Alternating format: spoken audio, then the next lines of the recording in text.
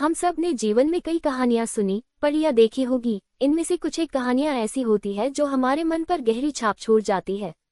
आज मैं आपके समक्ष ऐसी ही एक मोटिवेशनल हिंदी स्टोरी लाया हूं जो आपको मोटिवेट तो करेगी ही, साथ ही आपको अपने आप को इम्प्रूव करने का रास्ता भी बताएगी। बस आपको इस कहानी को पूरा पढ़ना होगा।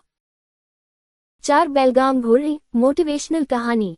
कई सालों पहले किसी एक राज्य में एक राजा राज करता था। इस राजा को घोड़े पालने का बहुत शौक था।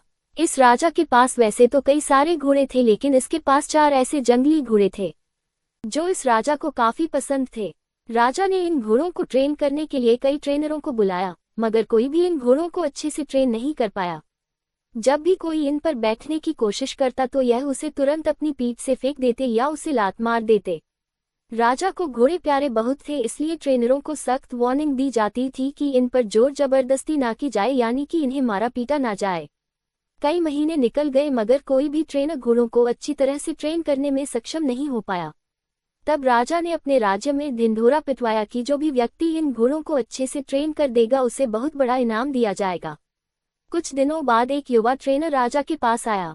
राजा ने अपनी शर्त की घोड़ों की ट्रेनिंग बिना मार पिटाई होनी चाहिए, ऐसा उस युवा को बताई।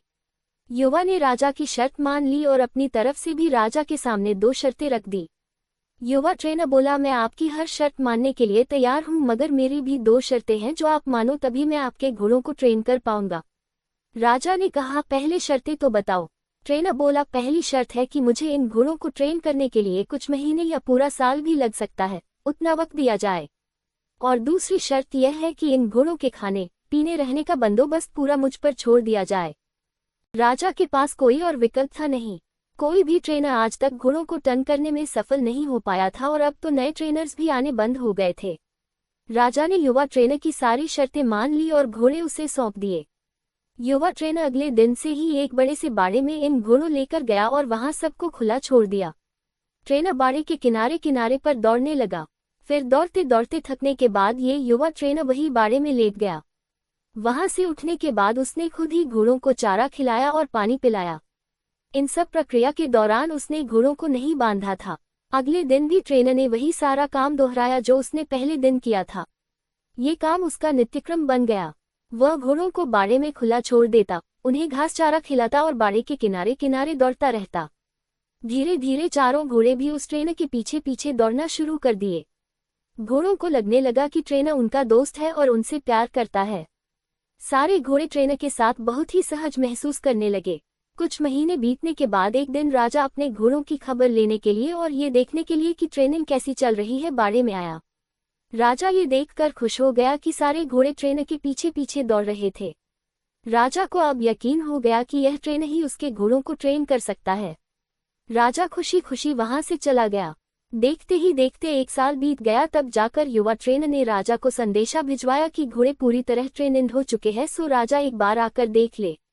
राजा की हाजिरी में युवा ट्रेनर ने एक के बाद एक सभी घोड़ों की सवारी की और उन्हें मनचाही जगह पर ले जाकर बताओ कि तुमने ये कैसा किया। राजा ये देखकर बहुत खुश हो गया। राजा को सारी बात समझाते हुए कहा, मैंने सबसे पहले इन घोड़ों को अपनापन महसूस कराया। इनके साथ रहकर मैंने इनको आजाद करके यह जताया कि मैं इनका दोस्त हूँ और मैं इनसे प्यार करता हूँ। फिर मैंने इनको खाना और पानी देकर उनके और करीब जाने की कोशिश की और इनके साथ खेलकर इन्हें सिखाने की कोशिश की। इस तरह धीरे धीरे यह मुझे अपने करीब आने देने लगे, अपनी पीठ पर बैठने देते और फिर एक दिन ऐसा भी आया जब मुझे ये पीठ पर बिठाकर दौड़ने लगे। राजा ने युवा ट्रेनर की समझदारी की प्रशंसा की, उसे वादे के अनुसार लाखों सोना मुहावरे दी और साथ में हमेशा के लिए इन चारों घोड़ों की देखभाल करने की नौकरी भी दी। दोस्तों, कहानी तो बहुत ही मजेदार और रोचक है ही, मगर इसका जो सारांश है बहुत ही गहरा है। अगर मनुष्य के जीवन के साथ इन 4 घोड़ों की तुलना की जाए तो यह 4 घोड़े होंगे चिंता, गुस्सा, घमंड और लालच। और मनुष्य की बुद्धि को हम युवा ट्रेनर की तरह देख सकते हैं। जिस तरह से युवा ट्रेन में समय लेकर और समझदारी से धीरे धीरे चारों बदमाश घोड़ों पर काबू पाया, उसी तरह कोई भी मनुष्य अपने जीवन के सबसे बदमाश घोड़े यानी कि चिंता, क्रोध, घमंड और लालच पर काबू पा सकता है। पहला, अप्रशिक्षित घोड़ा जो कि चिंता है। हमारी बुद्धि को ये समझाना होगा कि चिंता बुरी होती है और चिंतन फायदेमंद होता है। चिंता किसी भी समस्या का हल नहीं होता, हाँ चिंतन से हमें नए रास्ते जरूर दिखाई देते हैं। दूसरा उद्वत घोड़ा है क्रोध। दोस्तों, कभी कभी जीवन में क्रोध करना आवश्यक होता है। कभी कभी ऐसी परिस्थितियां आती है जब आपका हक कोई मार रहा हो या बेवजह आप पर जुल्म कर रहा हो, तब क्रोध करना कोई बुरी बात नहीं है। मगर क्रोध कब करना है, कैसे करना है, कितना करना है, किस पर करना है, इन सब की लगाम अपने हाथों में रखना बहुत जरूरी है। तीसरा उदवंत घोड़ा है लालच। लालच ज्ञान पाने की हो तो अच्छी है, लालच अज्ञानता की हो तो बुरी है।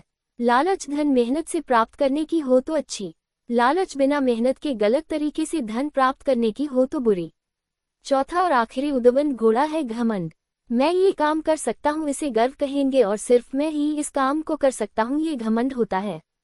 बस यही सारे फर्क बुद्धि रूपी ट्रेनर से इन उद्वत घोड़ों को समझाना होगा। फिर आपके ये चारों बदमाश घोड़े भी देखिए कैसे कंट्रोल में आते हैं।